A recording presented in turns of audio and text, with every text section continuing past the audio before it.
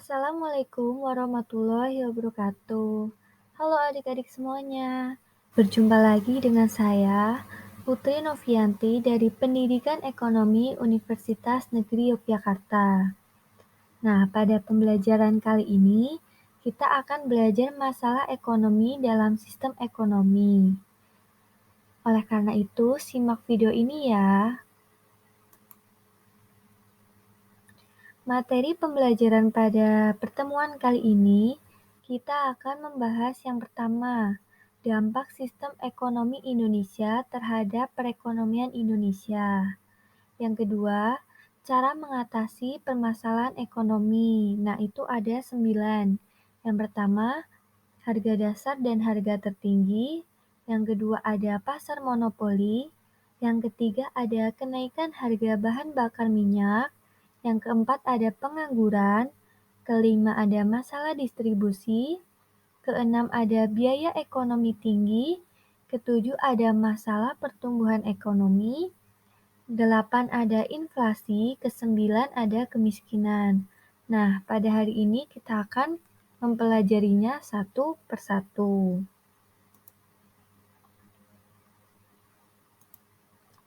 Sebelum kita masuk ke materinya, sekarang kita perlu berpikir sebentar, bagaimana sistem ekonomi di Indonesia? Nah, kenapa muncul beberapa berita seperti ini? Yang pertama, ada pentingnya pembangunan infrastruktur terhadap ekonomi Indonesia. Yang kedua, ada fungsi dan peran koperasi dalam perekonomian Indonesia. Yang ketiga, ada pelonggaran PPKM tak serta-merta bikin roda ekonomi melaju. Nah, kenapa muncul berita seperti itu? Bagaimanakah sistem ekonomi Indonesia? Apakah sudah berjalan dengan baik atau malah sebaliknya? Nah, kita akan membahas yang pertama yaitu dampak dari sistem ekonomi Indonesia terhadap perekonomian Indonesia. Nah, seperti yang kita telah pelajari pada pertemuan sebelumnya, yaitu sistem ekonomi Indonesia adalah sistem ekonomi campuran. Nah, namun dalam praktiknya itu mendasarkan pada dasar negara kita, yaitu Pancasila dan juga UUD 1945.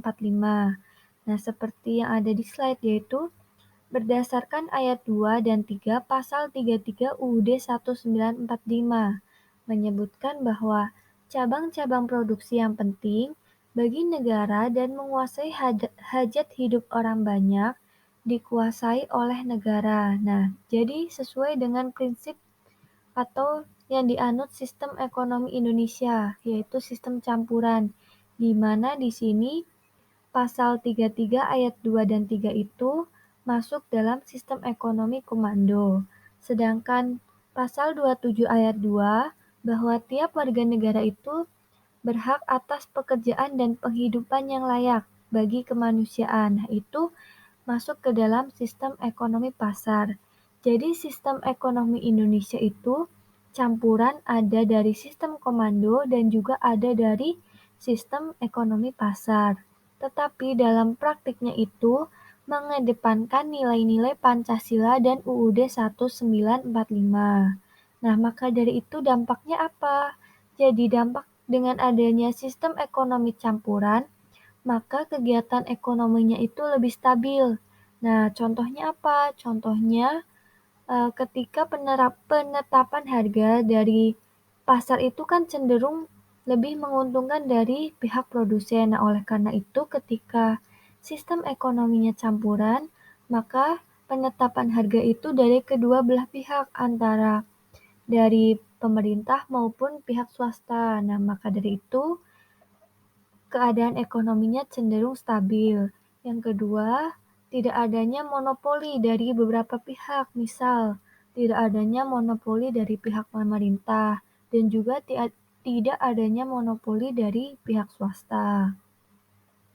Selanjutnya ini ada beberapa dampak. Yang pertama, adanya BUMN atau Badan Usaha Milik Negara.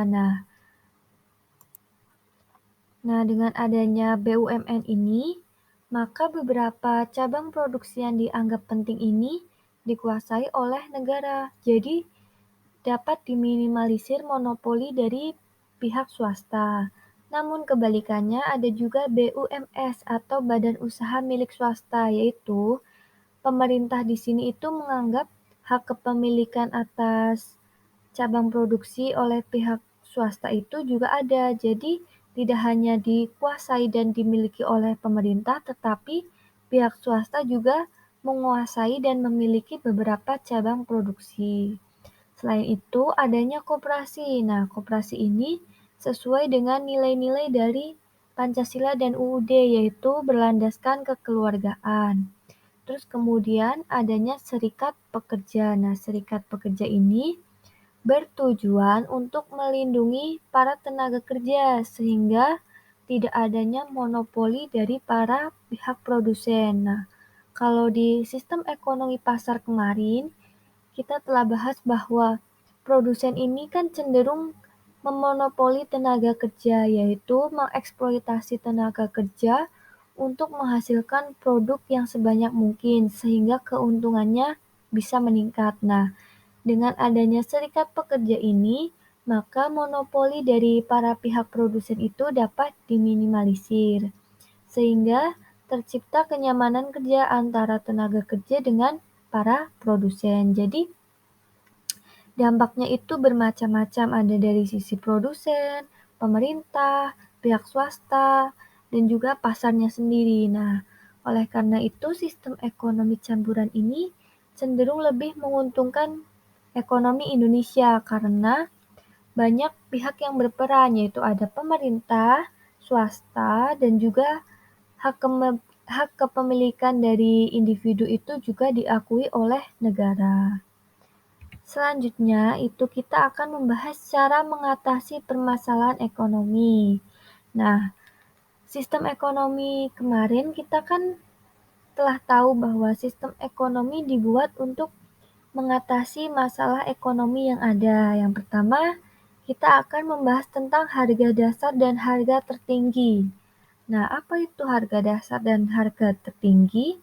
Harga dasar dan harga tertinggi itu dibuat untuk membantu produsen dan konsumen.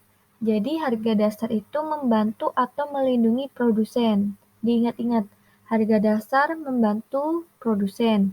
Kalau harga tertinggi itu membantu atau melindungi konsumen. Nah, contoh praktiknya seperti apa? Nah, di sini ada gambar petani jagung. Nah, pada saat musim panen jagung ini kan produksi dari jagung itu cenderung melimpah. Nah, ketika produksi melimpah, otomatis harga dari jagung itu kan cenderung turun. Nah, ketika harga cenderung turun ataupun cenderung murah, oleh karena itu pemerintah masuk nih, yaitu menetapkan harga dasar atau harga paling bawah agar melindungi para produsen ketika pangsa panen jagung. Jadi harga dasar ini dibuat untuk melindungi produsen. Misal nih ditetapkan oleh pemerintah harga dasarnya 20.000. Nah, otomatis para produsen ini menjualnya dengan harga paling bawah 20.000, yaitu melindungi produsen tadi. Ketika ada konsumen yang menawar di bawah 20.000, maka hal itu dilarang oleh pemerintah. Tetapi ketika ada konsumen yang menawarkan lebih dari 20.000, justru itu malah dibolehkan. Jadi harga dasar itu untuk mengurangi kerugian dari produsen. Nah, sebaliknya harga tertinggi ini misalnya dalam jual beli gas LPG. Nah, gas LPG ini kan menjadi kebutuhan pokok bagi seluruh rumah tangga, yaitu untuk memasak dan yang lain-lain. Nah, ketika gas LPG ini mengalami kelangkaan, maka harganya itu cenderung sangat tinggi. Nah, ketika harganya cenderung sangat tinggi, otomatis kan beberapa rumah tangga keluarga ini kan ada yang tidak mampu untuk membeli gas LPG. Nah, oleh karena itu pemerintah perlu turun tangan menetapkan harga tertinggi. Nah, misal harga tertinggi ditetapkan 20.000. Nah, di mana 20.000 ini beberapa rakyat itu masih bisa mencapai 20.000. Nah, ditetapkan 20.000. Oleh karena itu, produsen nggak boleh nih menjual lebih tinggi dari 20.000, harus di bawah atau setara dari 20.000. Nah, jadi ketika harga tertingginya telah ditetapkan, maka itu dapat membantu konsumen untuk tetap mencapai harga tersebut. Jadi ingat, kalau harga dasar itu membantu produsen, harga tertinggi itu membantu konsumen. Selanjutnya itu ada pasar monopoli. Nah, monopoli itu apa? Monopoli adalah keadaan di mana suatu pasar terdapat perusahaan yang menguasai atau mengendalikan pasar dari satu produk atau lebih. Nah, monopoli ini kan cenderung menyusahkan ataupun membuat kerugian bagi kemakmuran konsumen. Nah, oleh karena itu, monopoli sebenarnya dilarang oleh pemerintah. Tetapi apabila monopolinya itu memberikan dampak positif, maka diperbolehkan. Nah, contohnya di sini ada PT Kereta Api atau PT KAI Indonesia. Nah, seperti kita tahu ya bahwa Kereta Api di Indonesia itu dimiliki oleh PT KAI. Nah, jadi ketika PT KAI ini memonopoli perkeretaapian di Indonesia, maka PT KAI ini bisa nih menentukan harga tiketnya segini, kemudian biaya administrasi segini dan yang lain-lain. Jadi PT KAI ini mempunyai wewenang untuk menentukan atau menetapkan harga. Nah,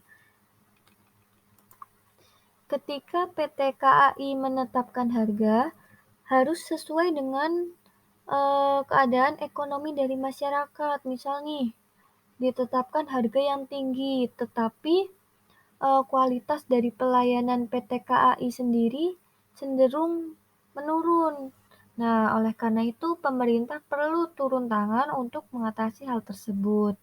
Contoh lain ada monopoli dari listrik, yaitu dari PT PLN Indonesia. Nah, listrik yang kita gunakan sehari-hari ini ternyata dari PT PLN Indonesia. Nah, ketika PT PLN menetapkan harganya segini, maka harus sesuai dengan kualitas dari pelayanan PT PLN kepada masyarakat Indonesia. Jangan sampai nih harganya tinggi tetapi listriknya sering mati. Nah, itu harus diidentifikasi apa yang menyebabkan sering mati. Nah, sementara masyarakat sudah membayar listrik secara penuh. Nah, jangan sampai ada ketimpangan antara penyedia dengan para konsumen sendiri. Jadi ketika harganya itu naik, otomatis para perusahaan ini juga harus mengeluarkan kualitas atau pelayanan yang terbaik juga. Intinya ada harga, ada rupa, yaitu ketika harganya tinggi, kualitasnya, pelayanannya, kemudian produksinya juga harus lebih bagus. Nah, ketika harganya rendah, kualitas dan pelayanannya juga harus sewajarnya begitu.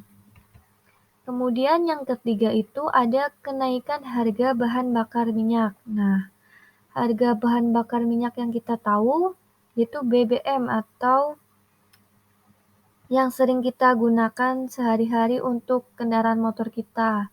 Itu ada bensin, Pertamax, dan yang lain-lain. Nah, setelah kita lihat dan kita telaah, ternyata penggunaan BBM ini cenderung kurang sesuai, yaitu ketika misal nih, seperti yang kita tahu, mobil-mobil banyak nih yang menggunakan bensin atau Pertamax. Nah, seharusnya kan bensin atau Pertamax itu dikhususkan atau digunakan untuk masyarakat yang cenderung menengah ke bawah, yaitu seperti pengguna motor ataupun yang lain. Nah, pengguna mobil ini kan masuk ke masyarakat menengah ke atas. Nah, ketika menengah ke atas menggunakan bensin atau Pertamax, maka hal itu dianggap kurang sesuai. Nah, sementara bensin atau Pertamax itu merupakan subsidi dari pemerintah. Nah, di sini ada kesalahan nih ketika subsidi pemerintah malah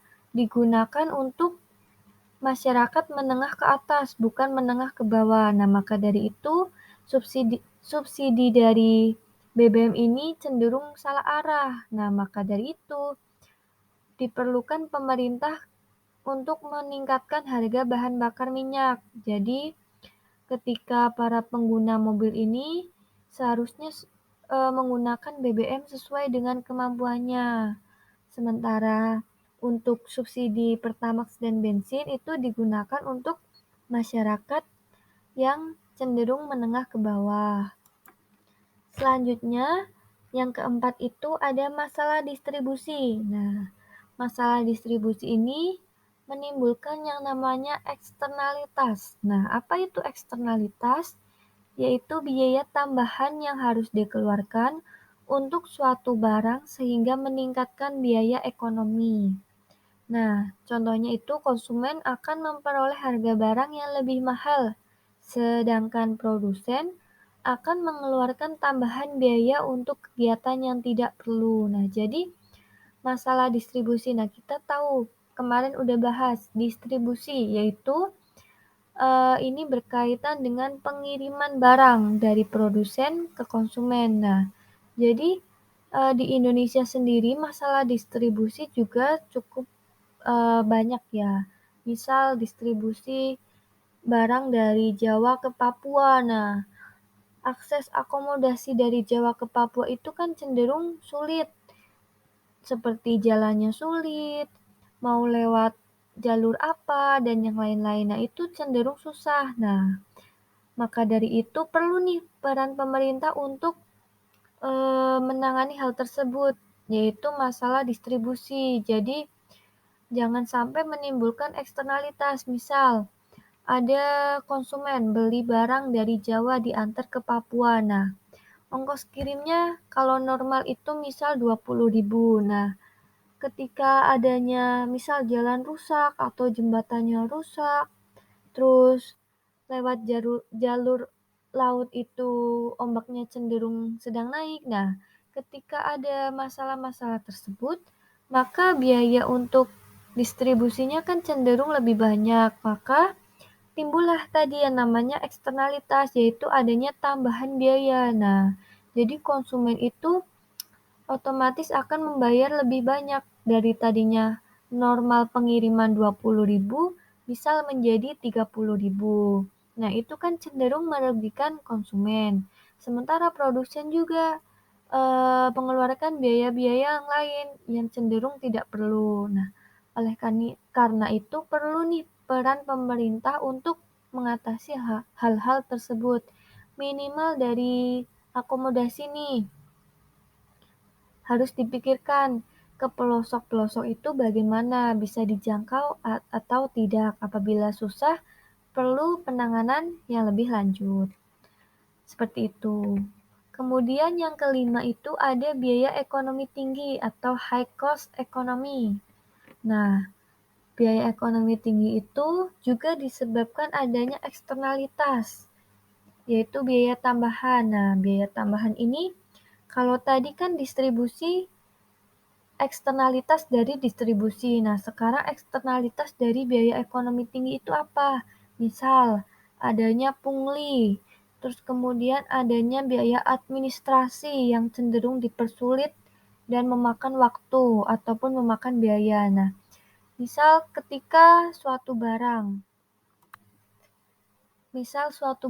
akan diproduksi. Nah, ketika dalam proses produksi ataupun distribusinya tadi mengalami pungli atau pungutan liar. Nah, ketika ada pungli tadi, otomatis kan ada tambahan biaya. Nah, itu tambahan biayanya menimbulkan biaya ekonomi yang cenderung lebih tinggi dari biaya ekonominya yang normal. Misal, ketika kamu nih mau naik bis tetapi tidak nggak langsung dari terminal, jadi berhentiin di pinggir jalan. Nah, misal kamu minta tolong ke tukang ojek, Pak, tolong cegatin bis, nih saya mau naik. Nah, Terus tukang ojeknya bilang, tapi ada biayanya Mbak 10.000. Nah, itu tadi biaya 10.000 itu membuat biaya ekonominya yang lebih tinggi. Misal tadinya naik bus 100.000, tapi ada cegatan dari tukang ojeknya 10.000 jadi 110. Nah,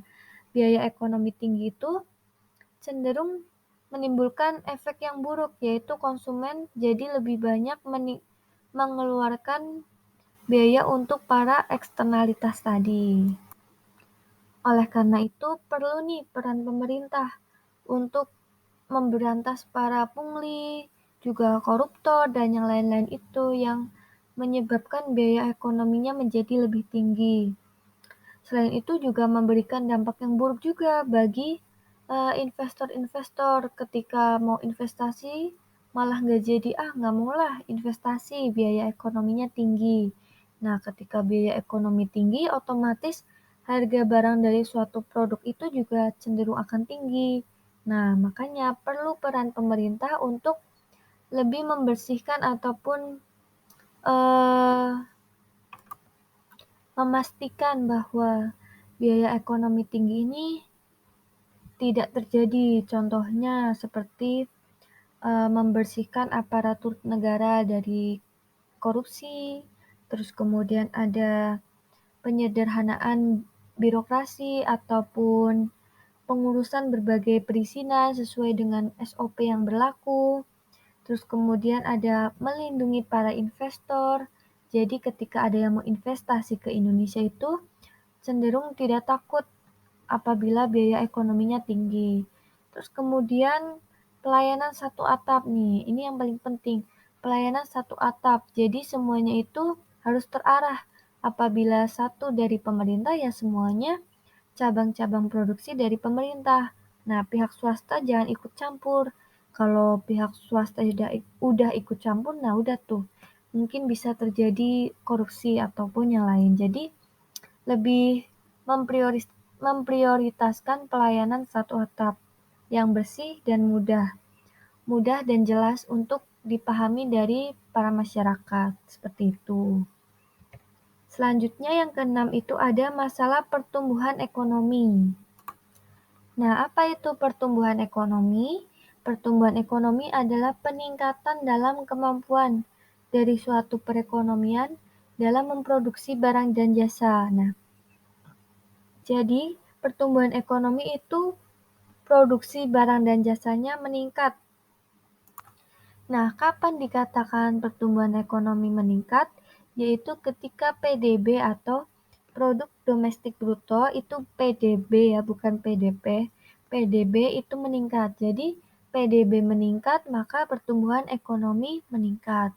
Nah, apa itu PDB?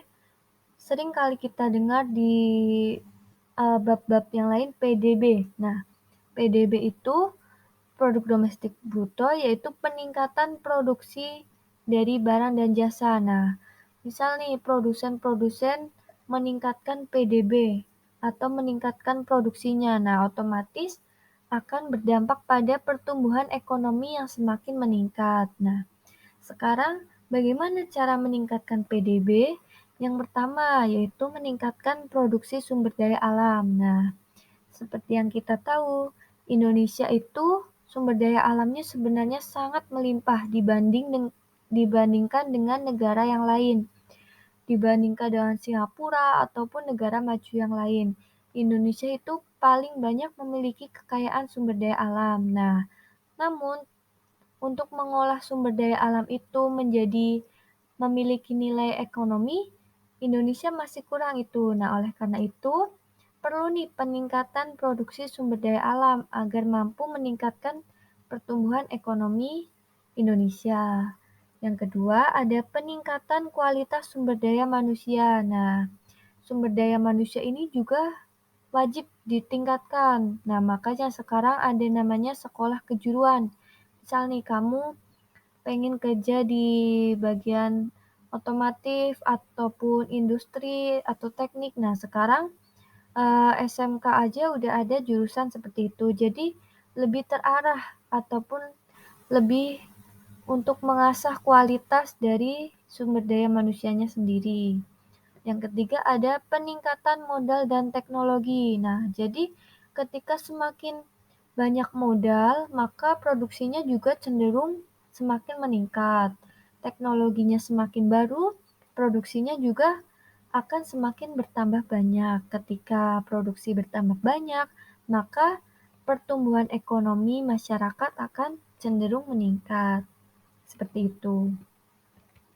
Yang ketujuh itu ada pengangguran. Nah, pengangguran seperti yang kita tahu ya, di mana banyak tenaga kerja tetapi kesempatan kerja atau lapangan kerjanya sedikit. Nah, pengangguran di Indonesia ini cenderung banyak.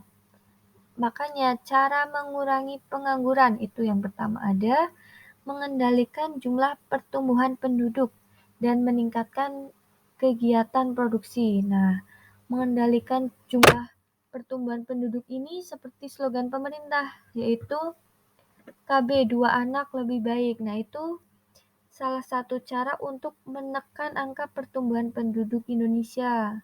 Udah banyak nih orang-orang di Indonesia, tetapi kesempatan kerjanya masih sedikit. Nah, oleh karena itu, pertumbuhan penduduknya ditekan dengan diimbangi meningkatkan kegiatan produksi. Cara yang kedua ada menambah sektor pengeluaran untuk menciptakan lapangan kerja yang lebih banyak. Nah, jadi sektor pengeluaran pemerintah itu ditambah, tetapi untuk menciptakan lapangan kerja agar penganggurannya itu dapat teratasi.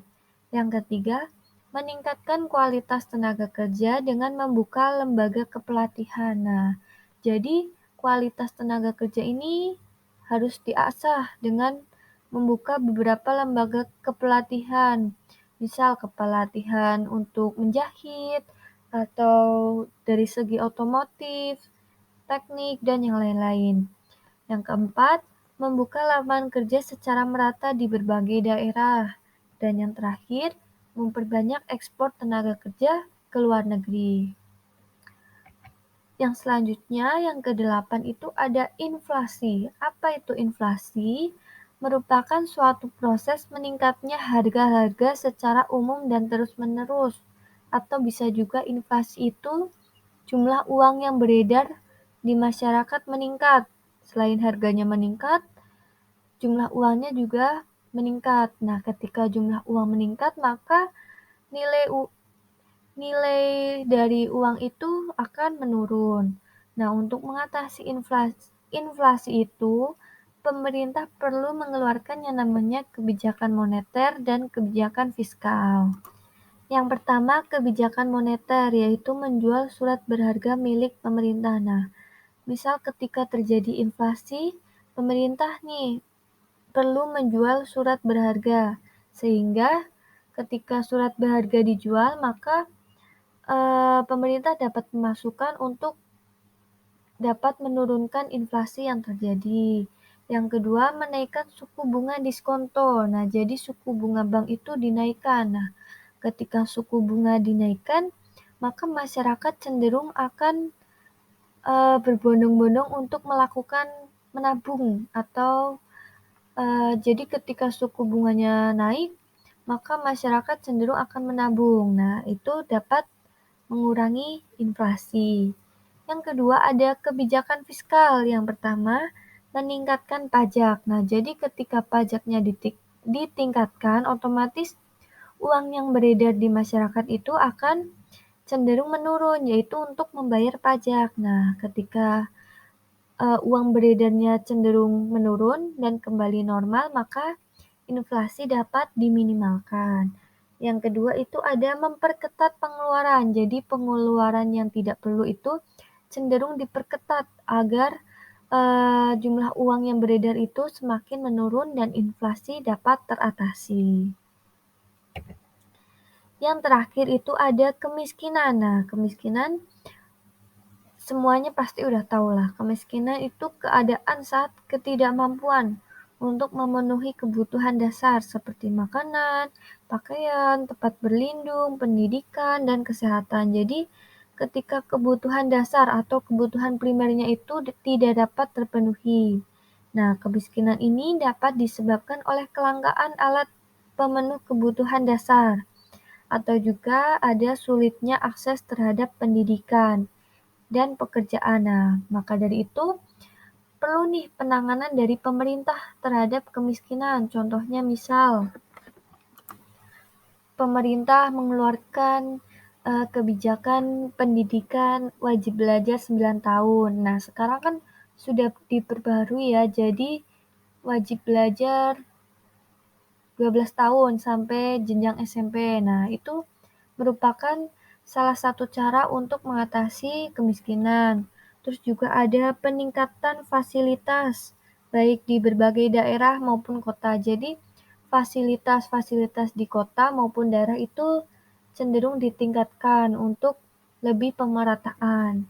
Nah, contoh lain itu ada perbaikan tingkat kesehatan melalui fasilitas sanitasi yang lebih baik. Nah, kesehatan dari para masyarakat itu cenderung diperbaiki untuk hidup yang lebih sehat. Terus kemudian ada pembatasan pajak dan retribusi daerah. Nah, pajaknya itu harus diseleksi lagi. Misal masyarakat miskin, pajaknya cenderung dikurangi, tetapi ditambah suntikan dana atau subsidi seperti beras dan yang lain-lain. Terus juga ada membangun lembaga pembiayaan mikro untuk lebih membantu dari para UMKM sehingga dapat meningkatkan pemasukan ekonomi bagi keluarganya. Begitu. Nah, selanjutnya sudah selesai. Itu tadi pembelajaran kali ini mengenai bab 2, masalah ekonomi dalam sistem ekonomi. Nah, kita udah belajar dampak dari sistem ekonomi Indonesia, terus juga kita udah belajar cara mengatasi beberapa permasalahan ekonomi tadi. Nah, sampai di sini dulu pembelajaran kali ini. Tetap jaga kesehatan, jangan lupa selalu belajar. Sampai jumpa pada pertemuan berikutnya. Wassalamualaikum warahmatullahi wabarakatuh.